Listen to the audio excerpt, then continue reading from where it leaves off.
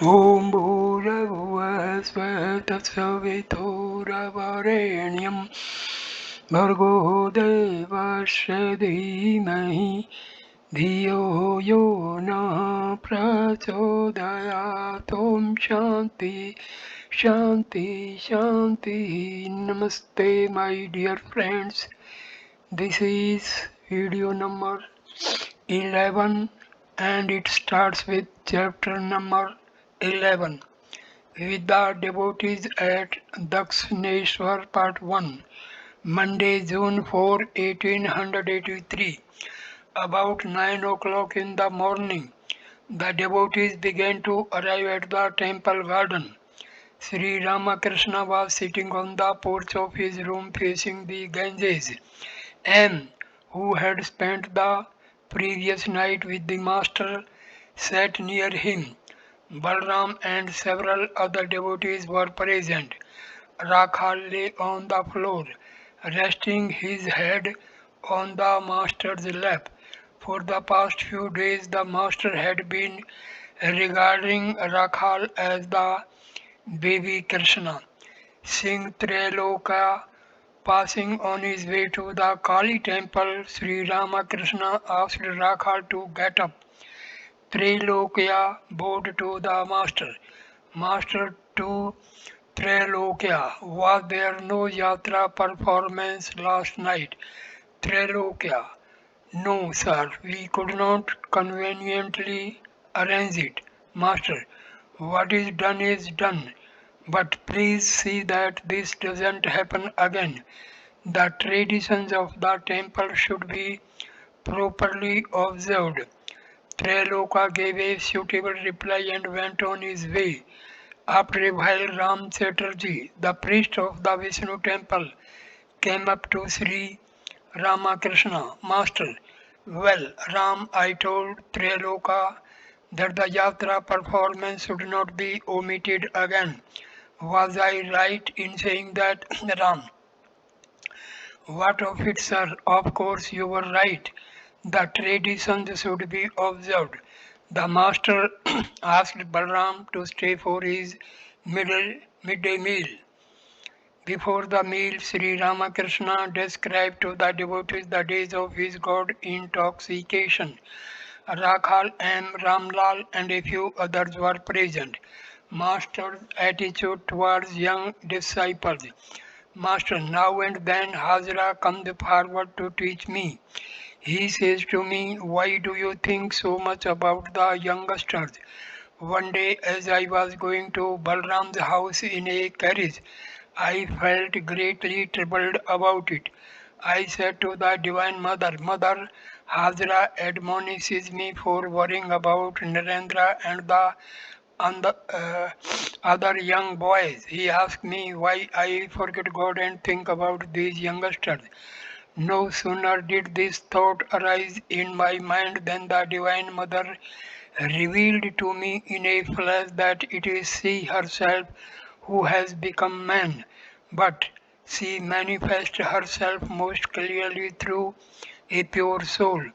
At this vision, I went into samadhi. Afterwards, I felt angry with Hajra. I said to myself, that rascal made me miserable. Then I thought, but why should I blame the poor man? How he is to know? He is yearning for Narendra.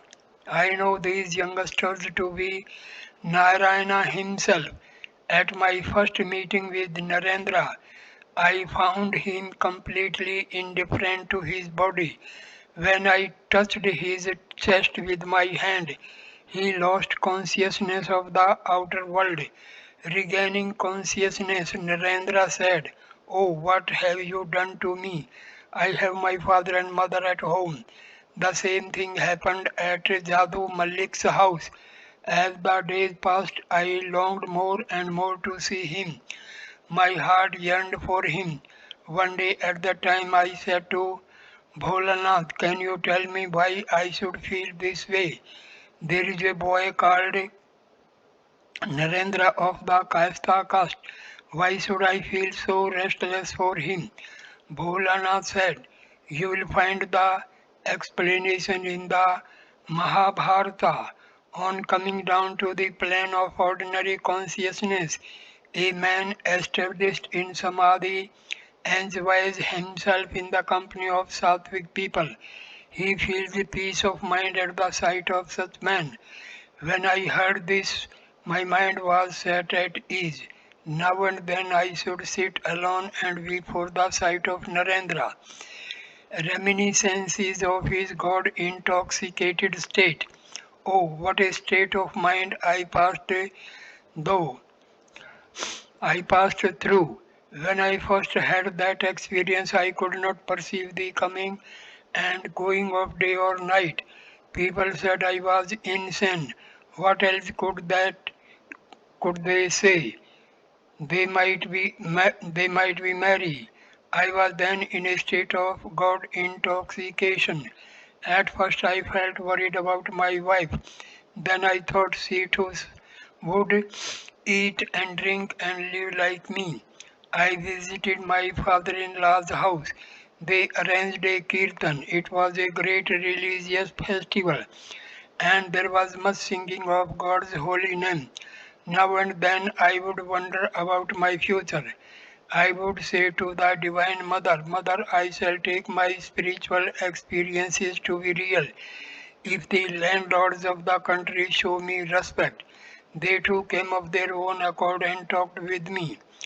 Oh, what an ecstatic state it was! Even the slightest suggestion would awaken my spiritual consciousness. I worshipped the beautiful in a girl 14 years old. I saw that she was the personification of the Divine Mother. At the end of the worship, I bowed before her and offered a rupee at her feet. One day I witnessed a Ramlila performance. I saw the performers to be the actual Sita, Rama, Lakshmana, Hanuman, and Vibhishana. Then I worshipped the actors and actresses who played those parts. At the time I used to invite maidens here and worship them. I found them to be embodiments of the Divine Mother herself. One day I saw a woman in blue standing near the bakul tree. She was a prostitute, but she instantly kindled in me the vision of Sita. I forgot the woman. I saw that it was Sita herself on her way to meet Rama after her rescue from Ramana in Ceylon. For a long time I remained in Samadhi, unconscious of the outer world. Another day I had gone to the Maidan in Calcutta for fresh air. A great crowd had assembled there to watch a balloon ascension. Suddenly I saw an English boy leaning against a tree. As he stood there, his body was bent in three places. The vision of Krishna came before me in a flash. I went into Samadhi. Once at Sihor, I fed the cowherd boys. I put sweetmeats into their hands. I saw that these boys were actually the cowherd boys of Vrindavan, and I partook of the sweetmeats from their hands. At that time I was almost unconscious of the outer world. Mathur Babu kept me at his Jan Bazar mansion a few days. While living there, I regarded myself as the handmaid of the Divine Mother. The ladies of the house did not feel at all bashful with me. They felt as free before me as women feel before a small boy or a girl. I used to escort Mathur's daughter to her husband's chamber with the maid servant. Even now, the slightest thing awakens God consciousness in me. Rakhal, Rakhal used to repeat the name of God half aloud. At such times, I could not control myself. It would rouse my spiritual consciousness and overwhelm me. In Ramakrishna, when Sri Ramakrishna went on describing the different experiences he had had while worshipping the Divine Mother as her handmaid. He said, once I imitated a professional woman singer for a man singer. He said my acting was quite correct and asked me where I had learnt it. The master repeated his imitation for the devotees and they burst into laughter. After his noon meal, the master took a short rest. Manilal Malik, an old member of the Brahmosmas, entered the room and sat down after saluting the master, who was still lying on his bed.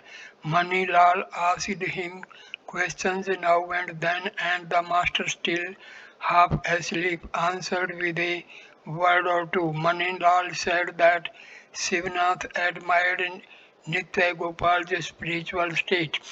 The master asked in a sleepy tone what they thought of Hajra. Then Sri Ramakrishna sat upon his bed and told Manilal about Bhavnath's devotion to God. Master, oh, what an exalted state he is in! He has hardly begun to sing about God before his eyes filled with tears. The very sight of Harish made him ecstatic. He said that Harish was very lucky. He made the remark because Harish was spending a few days here now and then away from his home. Sri Ramakrishna asked him, well, what is the cause of bhakti? Why should the spiritual feeling of young boys like Bhavnath be awakened? M remained silent. Master, the fact is, all men may look alike from the outside, but some of them have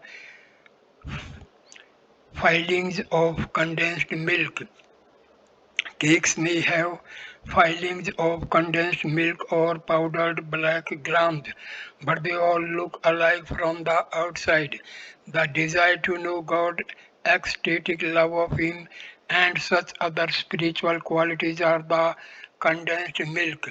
Reassurance to the devotees and parable of the tigress. Sri Ramakrishna spoke reassuringly to the devotees. Master to M. Some think, oh, I am a bound soul, I shall never acquire knowledge and devotion. But if one receives the Guru's grace, one has nothing to fear. Once a tigress attacked a flock of goats. As she sprang on her prey, she gave birth to a cub and died. The cub grew up in the company of the goats. The goats ate grass and the cub followed their example. They bleated, the cub bleated too. Gradually it grew to be a big tiger. One day another tiger attacked the same flock. It was amazed to see the grass eating tiger running after it. The wild tiger at last seized it, whereupon the grass eating tiger began to bleat. The wild tiger dragged it to the water and said, look at your face in the water.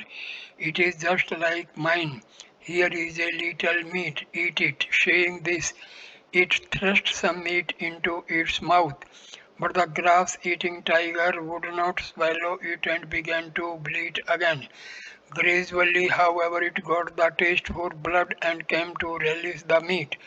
Then the wild tiger said, now you see there is no difference between you and me. Come along and follow me into the forest. So there can be no fear if the Guru's grace descends on one. He will let you know who you are and what your real nature is. If the devotees practice spiritual discipline a little, the Guru explains everything to him. Then the disciple understands for himself what is real and what is unreal. God alone is real and the world is illusory. Parable of the false ascetic. One night a fisherman went into a garden and cast his net into the lake in order to steal some fish. The owner heard him and surrounded him with his servants. They brought lighted torches and began to search for him. In the meantime, the fisherman smeared his body with ashes and sat under a tree, pretending to be a holy man. The owner and his men searched a great deal but could not find the thief. All they saw was a holy man covered with ashes, meditating under a tree. The next day, the news spread in the neighborhood that a great sage was staying in the garden. People gathered there and saluted him with offerings of fruit, flowers, and sweets. Many also offered silver and copper coins. How strange, thought the fisherman. I am not a genuine holy man, and still people show such devotion to me. I shall certainly realize God if I become a true sadhu. There is no doubt about it. If a mere pretense of religious life can bring such spiritual awakening, you can imagine the effect of real sadhana. In that state, you will surely realize that it is real and what is unreal. God alone is real and the world is illusory. The world is a dream. One of the devotees said to himself, is the world unreal? Then the fisherman, to be sure, renounced worldly life. What then will happen to those who live in the world? Must they too renounce it? Sri Ramakrishna, who could see into a man's innermost thoughts, said very tenderly, suppose an office clerk has been sent to jail. He undoubtedly leads a prison's life there. But when he is released from jail, does he cut capers in the street? Not at all. He gets a job as a clerk again and goes on working as before. Even after attaining knowledge through the Guru's grace, one can very well live in the world as a Jivan Mukta. Thus did Sri Ramakrishna reassure those who were living as householders. Manilal, sir, where shall I meditate on God when I perform my daily worship? Master, why, the heart is a splendid place. Meditate on God there. Manilal, a member of the Brahmosmas, believed in a formless God. Addressing him, the master said, Kabir used to say, God with form is my mother, the formless God my father. What should I blame? Whom should I blame? Whom should I adore? The two sides of the scales are even. During the daytime, Halbhari used to meditate on God with form and at night on the formless God. Whichever attitude you adopt, you will certainly realize God if you have firm faith. You may believe in God with form or in God without form, but your faith must be sincere and wholehearted. Shambhu Malik used to come on foot from Bagh Bazar to his garden house at Dakshineshwar. One day a friend said to him, it is risky to walk such a long distance. Why don't you come in a carriage? At that Shambhu's face turned red and he exclaimed, I set out repeating the name of God. What danger can befall me? Through faith alone one attains everything. I used to say, I shall take all this to be true if I meet a certain person or if a certain officer of the temple garden talks to me. What I would think of would invariably come to pass. M had studied English logic. In the chapter on fallacies, he had read that only superstitious people believed in the coincidence of morning dreams with actual events. Therefore, he asked the master, was there never any exception? Master, no. At that time, everything happened that way.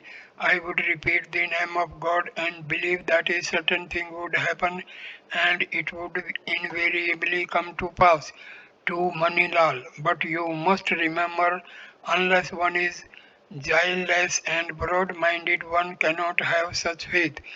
Bony people the follow I The hollow-eyed, the cross-eyed people with physical traits like those cannot easily acquire faith. What can a man do if there are evil omens on all sides? It was dusk. The maid servant entered the room and burnt incense. Manilal and some other devotees left for Calcutta. Anne and Rakhal were in the room. The master was seated on a small couch, absorbed in meditation on the Divine Mother. There was complete silence. After a time, Bhagavati, an old maid-servant of the temple proprietor, entered the room and saluted the master from a distance. Sri Ramakrishna bade her sit down. The master had known her for many years. In her younger days, she had lived a rather immoral life, but the master's compassion was great. Soon he began to converse with her. Master, now you are pretty old. Have you been feeding the Vaishnavas and holy men and thus spending your money in a noble way? Bhagavati smiling, how can I say that, Master? Have you been to Vrindavan, Banaras and the other holy places? Bhagavati shrinkingly, how can I say that? I have built a bathing place and my name is inscribed there on a slab. Master, indeed. Bhagavati, yes sir, my name Srimati Bhagavati Dasi is written there. Master with a smile, how nice. Emboldened by the master's words, Bhagavati approached and saluted him, touching his feet like a man stung by a scorpion. Sri Ramakrishna stood up and cried out, Govinda, Govinda. A big jar of Ganges water stood in a corner of the room. He hurried there, panting, and washed with the holy water the spot the maid-servant had touched. The devotees in the room were amazed to see this incident. Bhagavati sat as if struck dead. Sri Ramakrishna consoled her and said in a very kindly tone, you should salute me from a distance. In order to relieve her mind of all embarrassment, the master said tenderly, listen to a few songs. The master then sang about the Divine Mother. The black bee of my mind is drawn in sheer delight to the blue lotus flower of Mother Shama's feet. Then he sang, high in the heaven of the mother's feet, my mind was soaring like a kite when came a gust of singe rough wind that drove it swiftly towards the earth. Again, dwell, O mind, within yourself, enter no other's home. If you but seek there, you will find all you are searching for. God, the true philosopher's stone, who answers every prayer, lies hidden deep within your heart, the richest gem of all. How many pearls and precious stones are scattered all about the outer court that lies before the chamber of your heart. Tuesday, June 5, 1883. Rakhal and Hajra were staying with the master in the temple garden at Dakshineshwar. M2 had been there since the previous Sunday. As it was a weekday, there were only a few devotees in the room. Generally, people gathered there in large number on Sundays or holidays. It was afternoon. Sri Ramakrishna was telling the devotees about his experiences during his God intoxicated state. Master to him, oh, what a state I passed through. At the time I did not eat my meals here. I would enter the house of a Brahmin in the village or at Barangor, Baranagor or at Aryadaha. Generally, it would be past meal time. I would just sit down there without saying a word. If the members of the household asked me why I had come, I would simply say, I want something to eat now, and then I would go uninvited, of course, to Ram Chatterjee's house at Alam Bazar or to the Chaudhry's at Dakshineshwar. But I did not relish the food at the Chaudhry's house. One day I begged Mathu to take me to Devendra Tagore's house. I said, Devendra chants the name of God. I want to see him. Will you take me there? Mathur Babu was a very proud man. How could one expect him to go to another man's house uninvited? At first he hesitated, but then he said, all right, Devendra and I were fellow students. I will take you to him. Another day I learnt of a good man named Dina Mukherjee living at Bagbasa near the bridge.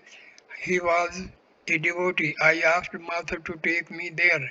Finding me insistent, he took me to Dina's house in a carriage. It was a small place. The arrival of a rich man in a big carriage embraced the inmates. We too were embraced. That day Dina's son was being invested with the sacred thread. The house was crowded and there was hardly any place for Dina to receive us. We were about to enter a side room where someone cried out, please don't go into that room. There are ladies there. It was really a distressing situation. Returning, Mathur Babu said, Father, I shall never listen to you again. I laughed. Oh, what a state I passed through. Once Kumar Singh gave a feast to the sadhus and invited me too. I found a great many holy men assembled there. When I sat down for the meal, several sadhus asked me about myself. At once I felt like leaving them and sitting alone. I wondered why they should bother about all that. The sadhus took their seats. I began to eat before they had started. I heard several of them remark, oh, what sort of man is this? Parable of the farmer. It was about 5 o'clock in the afternoon. Sri Ramakrishna was sitting on the steps of his veranda. Hajra, Rakhal, and M were near him. Hajra had the attitude of a Vedantist. I am he. Master to Hajra, yes, all one's confusion comes to an end if one only realizes that it is God who manifests himself as the atheist and the believer, the good and the bad, the real and the unreal. That is that it is He who is present in the waking and in sleep, and that He is beyond all these. There was a farmer to whom an only son was born when he was rather advanced in age. As the child grew up, his parents became very fond of him. One day the farmer was out working in the fields when a neighbor told him that his son was dangerously ill indeed at the point of death. Returning home, he found the boy dead. His wife wept bitterly, but his own eyes remained dry. Sadly, the wife said to her neighbors, such a son has passed away and he has not even one tear to shed. After a long while, the farmer said to his wife, do you know why I am not crying? Last night I dreamed I had become a king and the father of 7 princes. These princes were beautiful as well as virtuous. They grew in stature and acquired wisdom and knowledge in the various arts. Suddenly I woke up. Now I have been wondering whether I should weep for those 7 children or this one boy. To the Gyanis, the waking state is no more real than the dream state. God alone is the doer. Everything happens by His will. Law of karma, Hajra.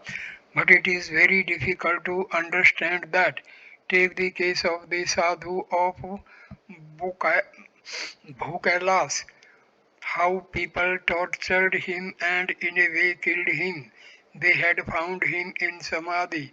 First they buried him, then they put him under water, and then they branded him with a hot iron. Thus they brought him back to consciousness of the world. But in the end, the sadhu died as a result of these tortures. He undoubtedly suffered at the hands of men, though, as you say, he died by the will of God. Master, man must reap the fruit of his own karma, but as far as the death of that holy man is concerned, it was brought about by the will of God. The Kaviraj prepare Makardhauja in a bottle.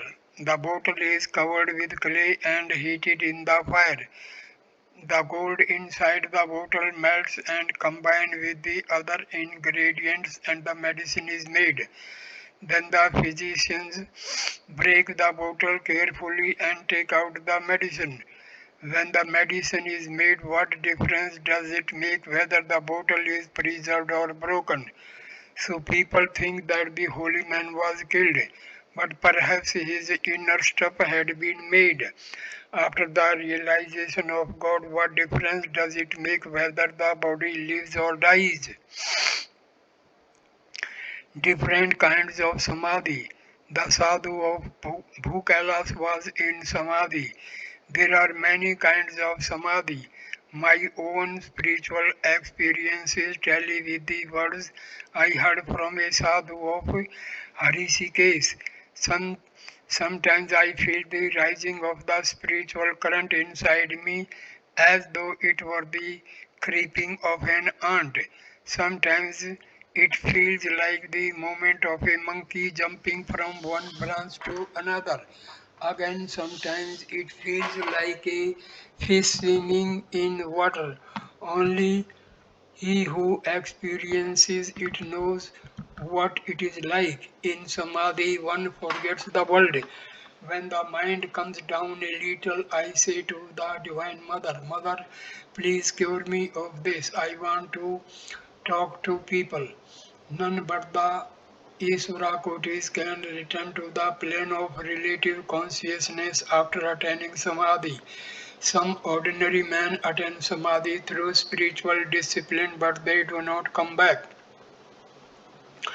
But when God Himself is born as a man, as an incarnation, holding in His hand the key to others' liberation, then for the welfare of humanity, the incarnation returns from samadhi to consciousness of the world and to himself. Does the master hold in his hand the key to man's liberation? Hazra, the one thing needful is to please God. What does it matter whether an incarnation of God exists or not? It was the day of the new moon. Gradually night descended and dense darkness enveloped the trees and the temples. A few lights shone here and there in the temple garden. The black sky was reflected in the waters of the Ganges. The master went to the veranda south of his room. His spiritual mood was the natural state of his mind.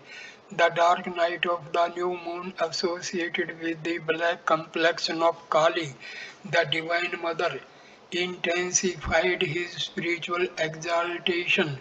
Now and then he repeated Om and the name of Kali. He lay down on a mat and whispered to M, Master, yes, God can be seen. X has had a vision of God, but don't tell anyone about it. Tell me, which do you like better, God with form or the formless reality? M.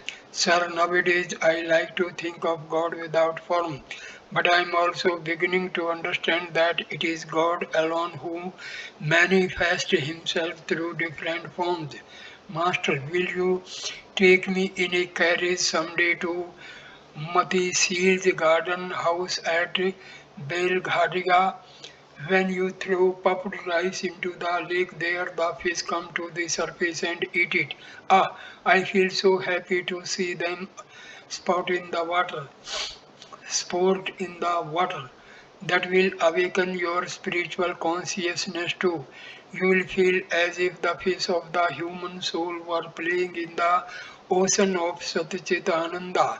In the same manner, I go into an ecstatic mood when I stand in a big meadow. I feel like a fish released from a bowl into a lake. Spiritual discipline is necessary in order to see God. I had to pass through very severe discipline. How many austerities I practiced under the bale tree. I would lie down under it, crying to the Divine Mother, O Mother, reveal thyself to me. The tears would flow in torrents and soak my body. And you practiced so many austerities, but people expect to realize God in a moment.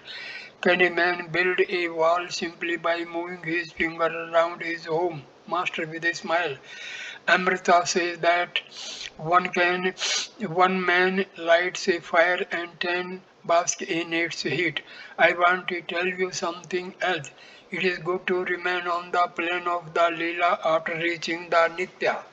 And you once said that one comes down to the plane of the Leela in order to enjoy the divine play. Master, no, not exactly that. The Leela is real too.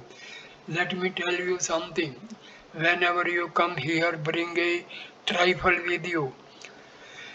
Perhaps I should not say it. It may look like egotism. I also told Adhar Sen that he should bring a penny worth of something with him. I asked Bhavna to bring a penny worth of a betel leaf. Have you noticed Bhavna's devotion? Narendra and he seem like man and woman. He is devoted to Narendra. Bring Narendra here with you in a carriage and also bring some sweets with you. It will do you good. Paths of love and knowledge. Knowledge and love both are paths leading to God. Those who follow the path of love have to observe a little more outer purity, but the violation of this by a man following the path of knowledge cannot injure him. It is destroyed in the fire of knowledge. Even a banana tree is burnt up when it is thrown into a roaring fire. The Gyanis follow the path of discrimination. Sometimes it happens that discrimination between the real and the unreal. A man loses his faith in the existence of God, but a devotee who sincerely yearns for God does not give up his meditation even though he is invaded by atheistic ideas. A man whose father and grandfather have been farmers continues his farming even though he does not get any crop in a year of drought. Lying on the mat and resting his head on a pillow, Sri Ramakrishna continued the conversation. He said to M, my legs are aching. Please stroke them gently. Thus, out of his infinite compassion, the Master allowed his disciple to render him personal service. June 8, 1883, it was a summer day. The evening service in the Kali temple was over. Sri Ramakrishna stood before the image of the Divine Mother and waved the fan a few minutes. Ram Kedar Chatterjee and Tarak arrived from Calcutta with flowers and sweets. Kedar was about 50 years old. At first he had frequented the Brahmo Samaj and joined other religious sects in his search for God, but later on he had accepted the Master as his spiritual guide.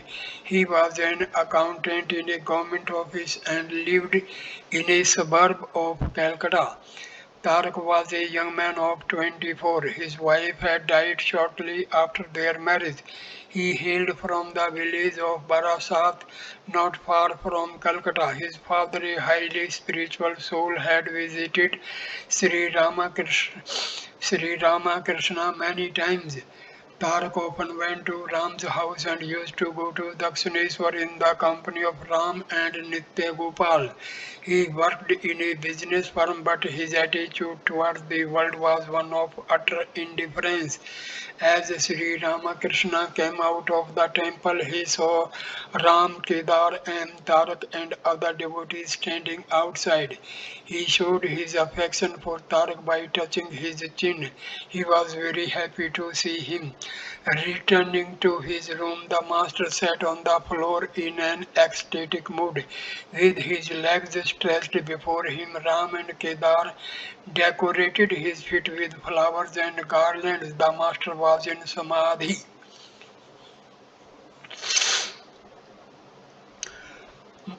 Master's exhortation to a devotee to go forward. Kedar believed in certain queer practices of a religious sect to which he had once belonged. He held the master's big toe in his hand, believing that in this way the master's spiritual power would be transferred to him. As Sri Ramakrishna regained partial consciousness, he said, Mother, what can he do to me by holding my toe? Kedar sat humbly with folded hands, still in an ecstatic mood. The master said to Kedar, your mind is still attracted by woman and gold. What is the use of saying you don't care for it? Go forward. Beyond the forest of sandalwood, there are many more things mines of silver, gold, diamonds, and other precious stones. Having a glimpse of spirituality, don't think you have attained everything. The master was again in an ecstatic mood. He said to the Divine Mother, Mother, take him away. At these words, Kedar's throat dried up. In a frightened tone, he said to Ram, what is the master saying? At the sight of Rakhal, Sri Ramakrishna was again overpowered with a spiritual mood. He said to his beloved disciple, I have been here many days. When did you come? Was the master hinting that he was an incarnation of God and Rakhal, his divine companion, a member of the inner circle of devotees? Sunday, June 10, 1883. The master was sitting in his room with Rakhal, M. Latu, Kishori, Ramlal, Hajra, and other devotees. It was about 10 o'clock in the morning. Reminiscences of boyhood. Describing his early life, Sri Ramakrishna said to them, during my younger days, the men and women of Kamarpukur were equally fond of me. They loved to hear me sing. I could imitate other people's gestures and conversation, and I used to entertain them that way. The women would put aside things for me to eat. No one distrusted me. Everybody took me in as of the one of the family, but I was like a happy pigeon. I used to frequent only happy families. I would run away from a place where I saw misery and suffering. One or two young boys of the village were my close friends. I was very intimate with some of them, but now they are totally immersed in worldliness.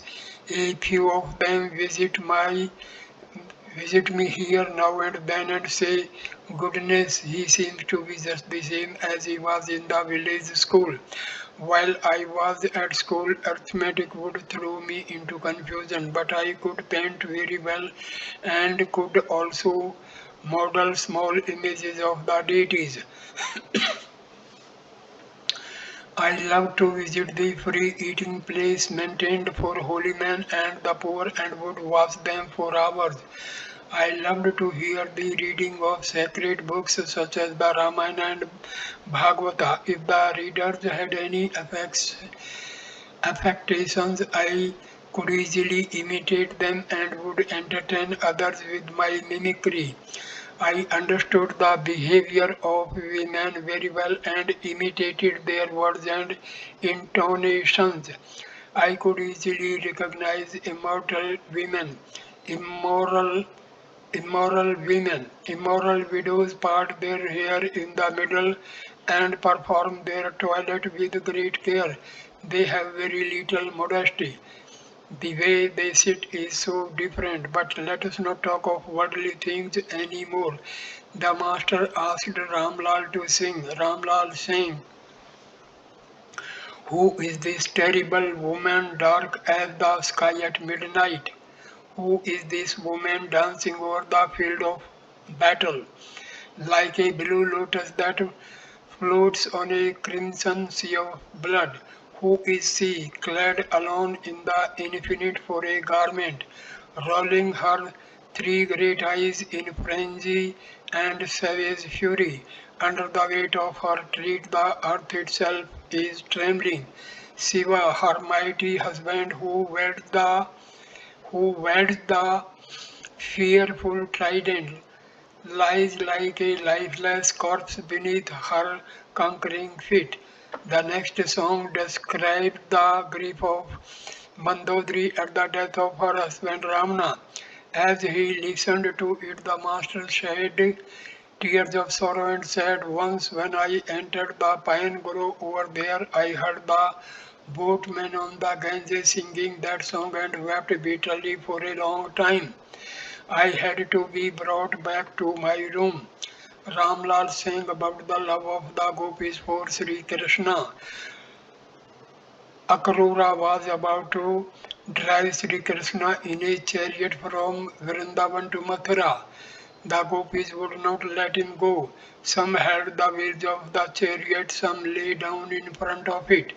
They blamed Akrura, not knowing that Sri Krishna was leaving them of his own will. Akrura was explaining this to the gopis. Ramlal saying, hold not the chariot's wheels. Is it the wheels that make it move?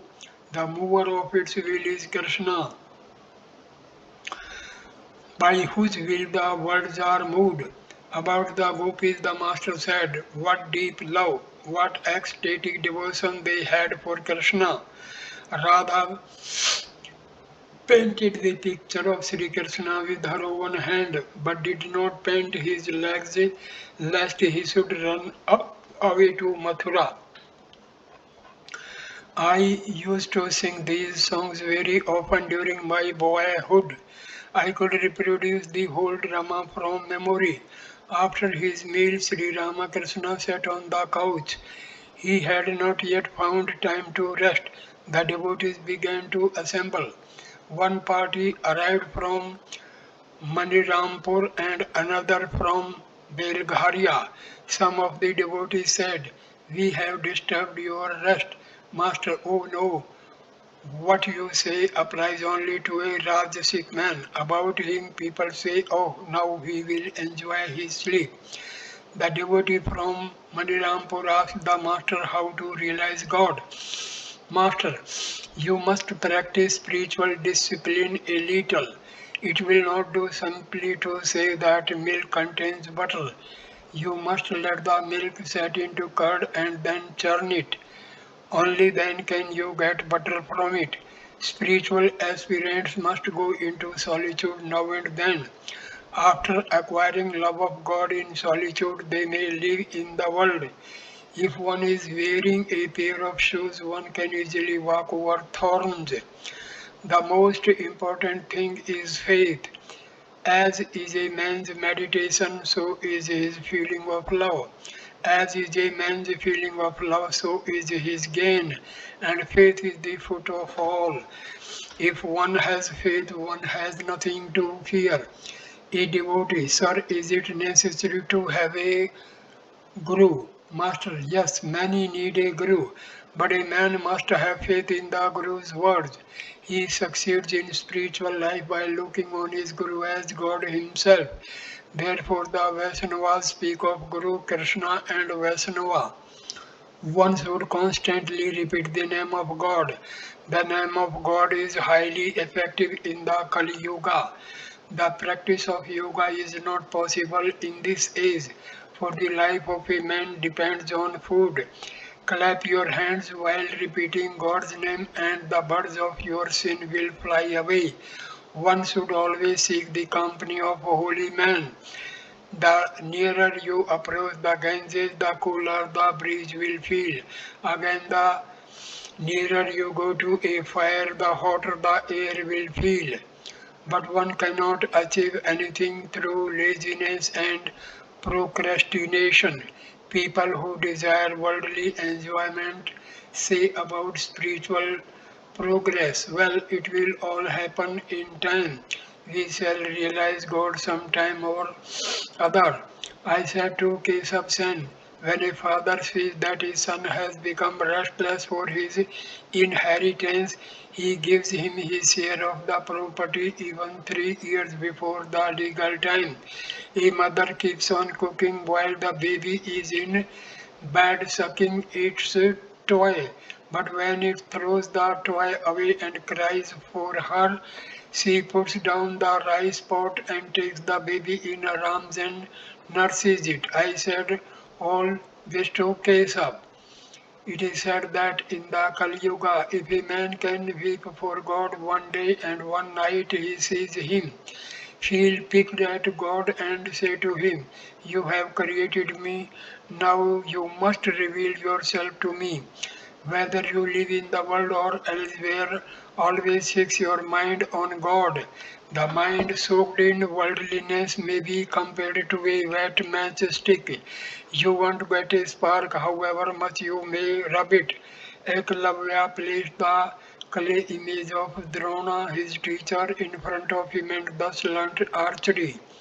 Go forward. The woodcutter, following the instructions of the holy man, went forward and found in the forest sandalwood and mines of silver and gold.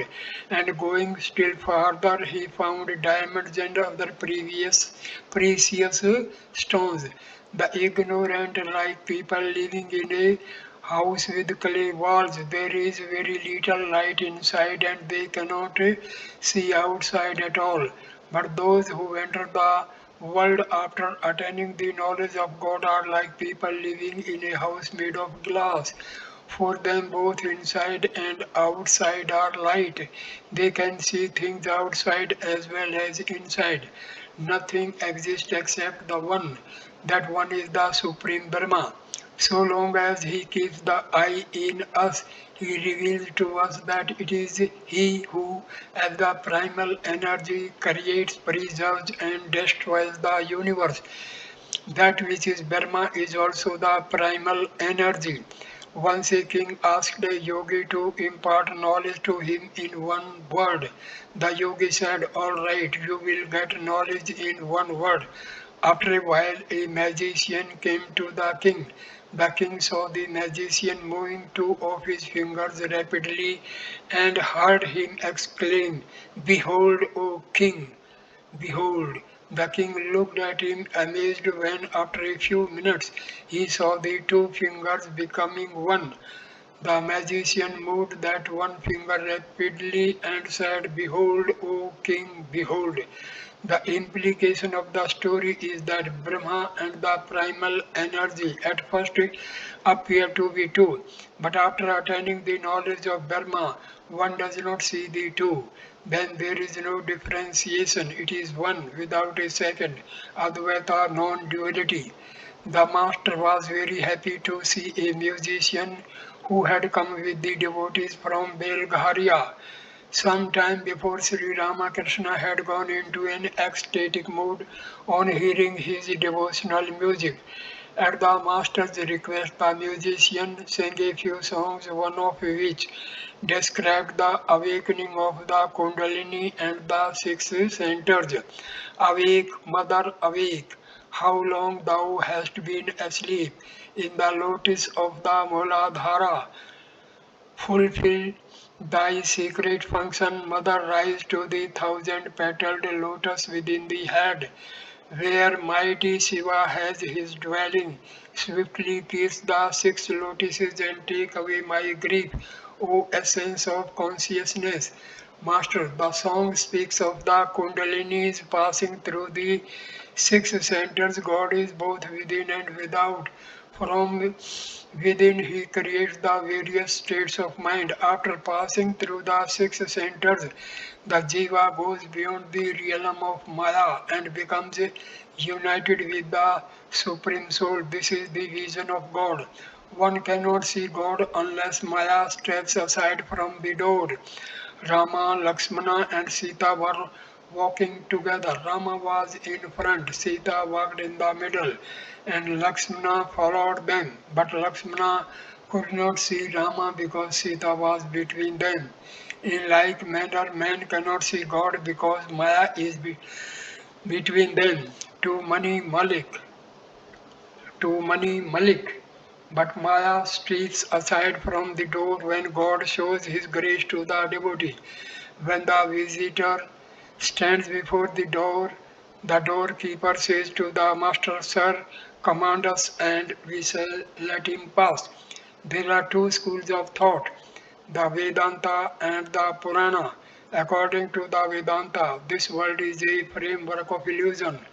That is to say, it is all illusory like a dream. But according to the Purana, the books of devotion, God Himself has become the 24 cosmic principles. Worship God both within and without. As long as God keeps the awareness of I in us, so long do sense objects exist, and we cannot very well speak of the world as a dream. There is fire in the hearth, therefore the rice and pulses and potatoes and the other vegetables jump about it in the pot. They jump about as if to say, We are here, we are jumping. This body is the pot. The mind and intelligence are the water. The objects of the senses are the rice, potatoes, and other vegetables. The I consciousness identified with the senses says, I am jumping about, and Satyachit Ananda is the fire. Hence the Bhakti scriptures describe this very word as a mention of mirth. Ram Prasad sang in one of his songs, This world is a framework of illusion.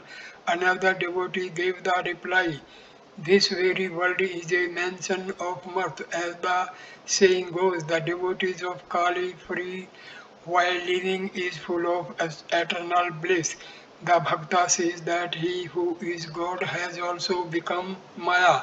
Again, he himself has become the universe and all its living beings. The Bhakta sees God the Bhakta sees God, Maya, the universe, and the living beings as one. Some devotees see everything as Rama. It is Rama alone who has become everything. Some see everything as Radha and Krishna. To them, it is Krishna alone who has become the 24 cosmic principles. It is like seeing everything green through green glasses. But the Bhakti scriptures admit that the manifestations of power are different in different beings. It is Rama who has become everything, no doubt, but he manifests himself more in some than in others. There is one kind of manifestation of Rama in the incarnation of God and another in man. Even the incarnations are conscious of the body. Embodiment is due to Maya. Rama wept for Sita, but the incarnation of God puts a bondage over his eyes by his own will, like children playing blind man's buff. The children stood the children stop playing when their mother calls them. It is quite different, however, with the ordinary man. The cloth his eyes are bandaged with is fastened to his back with screws as it were. There are 8 fetters: shame, hatred, fear, caste, lineage, good conduct, grief, and secretiveness. These are the 8 fetters, and they cannot be unfastened without the help of a guru. I witness in spiritual life extolled a devotee, Sir, please bless us, Master. God is in all beings, but you must apply to the gas company. It will connect the storage tank with the pipe in your house. One must pray earnestly. It is said that one can realize God by directing to Him the combined intensity of three attractions, namely the child's attraction for the mother, the husband's attraction for the chaste wife, and the attraction of worldly possessions for the worldly man. Traits of a true devotee. There are certain signs by which you can know a true devotee of God. His mind becomes quiet as he listens to his teacher's instruction, just as the poisonous snake is quieted by the music of the charmer. I do not mean the cobra. There is another sign. A real devotee develops the power of assimilating instruction. An image cannot be impressed on bare glass but only on glass stained with a black solution as in photography. The black solution is devotion to God. There is a third sign of a true devotee. The true devotee has controlled his senses. He has subdued his lust. The gopis were free from lust. You are talking about your leading a householder's life. Suppose you are a householder. It rather helps in the practice of spiritual discipline. It is like fighting from inside a fort. The tantrics sometimes use a corpse in their religious rites. Now and then the dead body frightens them by opening its mouth. That is why they keep fried rice and gram near them, and from time to time they throw some of the grains into the corpse's mouth, thus pacifying the corpse. They repeat the name of the deity without any worry. Likewise, the householder should pacify his wife and the other members of his family. He should provide them with food and other necessities. Thus, he removes the obstacles to his practice of spiritual discipline. Those who still have a few worldly experiences to enjoy should lead a householder's life and pray to God. That's why Nityananda allowed the worldly to enjoy catfish soup and the warm embrace of a young woman while repeating God's name. But it is quite different with genuine sannyasis. If he lights on flowers and on nothing else. To the Chatak, all water except rain is tasteless. It will drink no other water but looks up agape for the rain that falls when the star Swati is in the ascendant. It drinks only that water. A real sannyasi will not enjoy any kind of bliss except the bliss of God. The bee lights only on flowers. The real monk is like a bee, whereas the householder devotee is like a common fly, which lights on festering sore as well as on a sweet meat.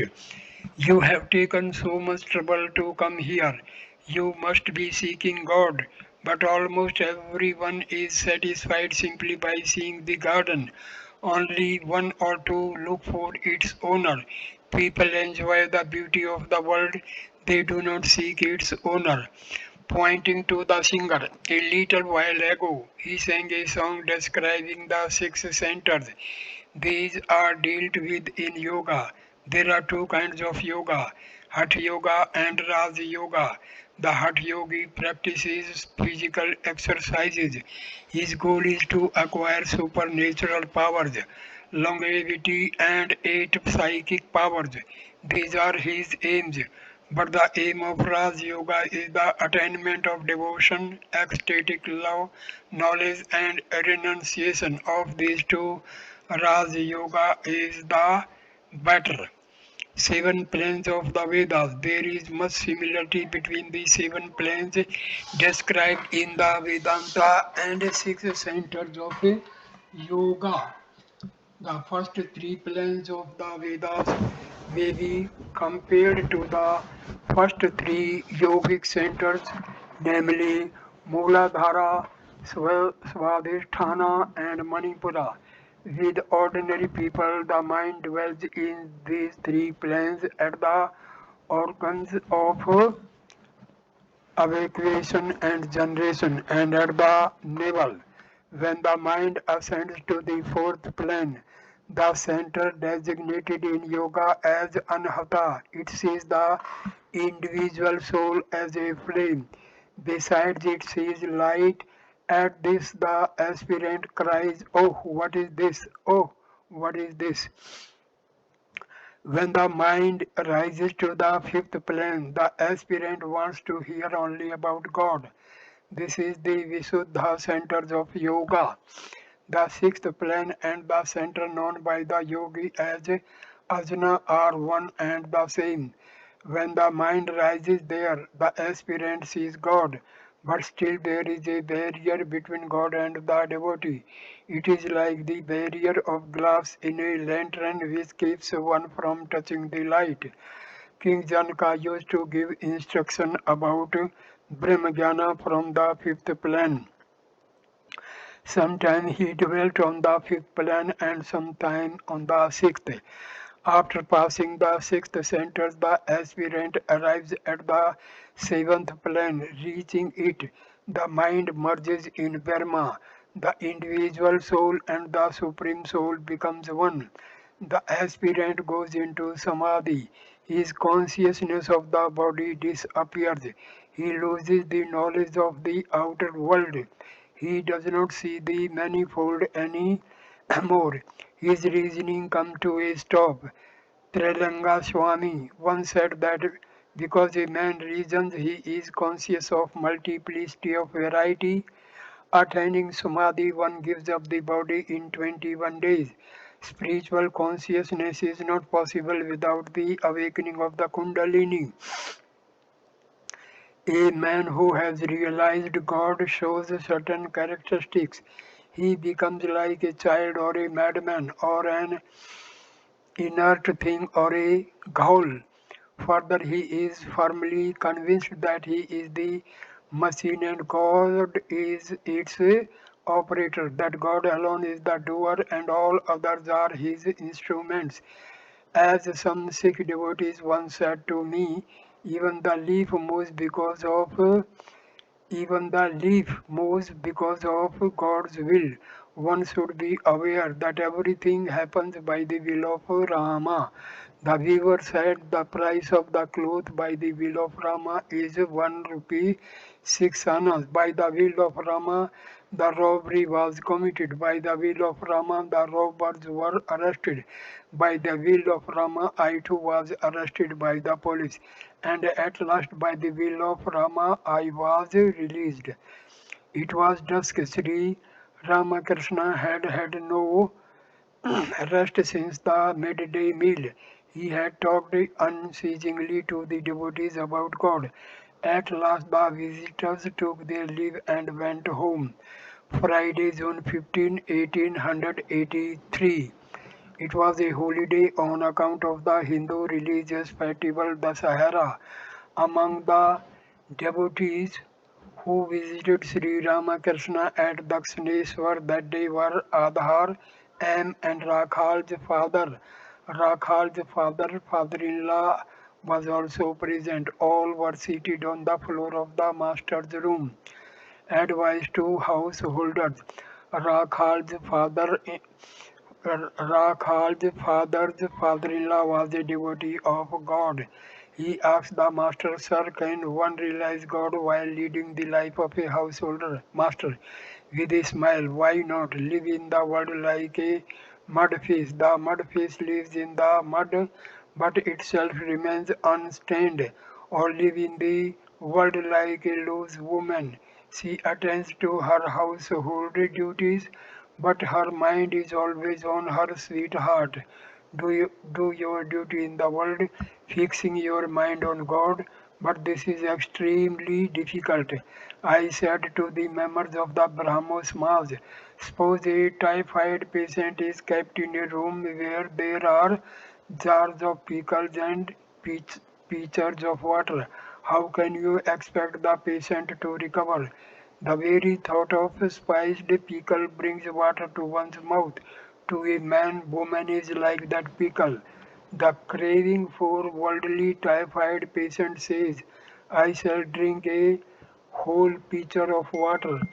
The situation is very difficult. There is so much confusion in the world. If you go this way, you are threatened with a shovel. If you go that way, you are threatened with a broomstick. Again in another direction, you are threatened with a shoe beating. Besides, one cannot think of God unless one lives in solitude. The goldsmith melts gold to make ornaments, but how can he do his work well if he is disturbed again and again? Suppose you are separating rice from bits of husk. You must do it all by yourself. Every now and then you have to take to the rice in your hand to see how clean it is. But how can you do your work well if you are called away again and again? A devotee, what then is the way, sir? Master, there is a way.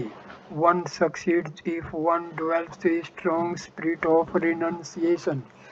Give up at once with determination what you know to be unreal. Once, when I was seriously ill, I was taken to the physician Ganga Prasad Sen. He said to me, I shall give you a medicine, but you must not drink any water. You may take pomegranate juice. Everyone wondered how I could live without water, but I was determined not to drink it. I said to myself, I am Paramahamsa and not a goose. I shall drink only milk. You have to spend a few days in solitude. If you but touch the granny, you are safe. Turn yourself into gold and then live wherever you please. After realizing God and divine love in solitude, one may live in the world as well.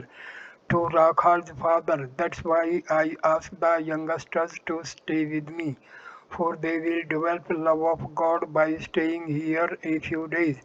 After that, they can very well lead the life of householder. Problem of good and evil. Devotee.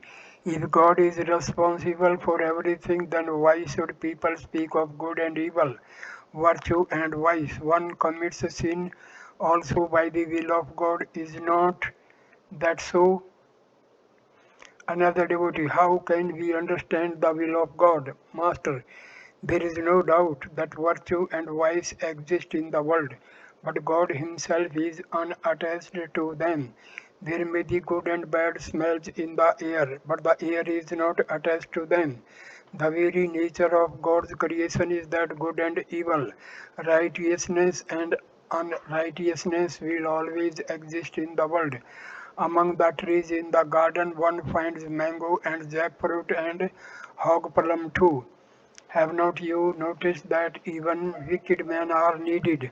Suppose there are rough tenants on an estate, then the landlord must send a ruffian to control them. The conversation again turned to the life of the householder master.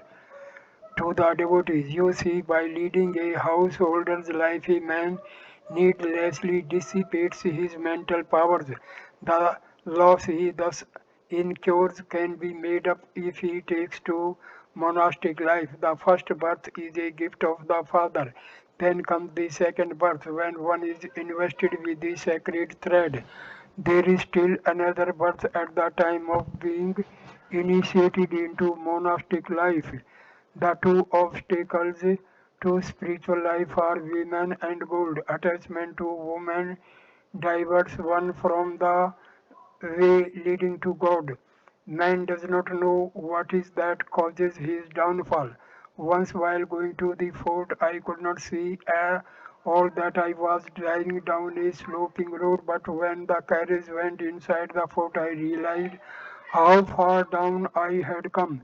Alas, woman keeps man deluded. Captain says, my wife is full of wisdom. The man possessed by a ghost does not realize it. He says, why I am alright. The devotee listened to those words in deep silence. Master, it is not lust alone that one should be afraid of in the life of world. There are also dangers. Anger arises when obstacles are placed in the way of desire. M. A meal time at meal time, sometimes a cat stretches out its paw to take the fish from my plate, but I cannot show any resentment. Master, why? You may even beat it once in a while. What is the harm? A worldly man should hiss, but he should not pour out his venom. He must not actually injure others, but he should make a show of anger to protect himself from enemies. Otherwise, they will injure him. But a sannyasi need not even hiss. A devotee, I find it is extremely difficult for a householder to realize God. How few people can lead the life you prescribe for them. I have not found any. Master, why should that be so? I have heard of a deputy magistrate named Pratap Singh. He is a great man. He has many virtues, compassion, and devotion to God. He meditates on God. Once he sent for me. Certainly, there are people like him. The practice of discipline is absolutely necessary. Why should not a man succeed if he practices sadhana?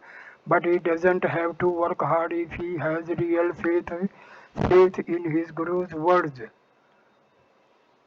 I conclude this video at this point. Thank you for watching this video. Namaste.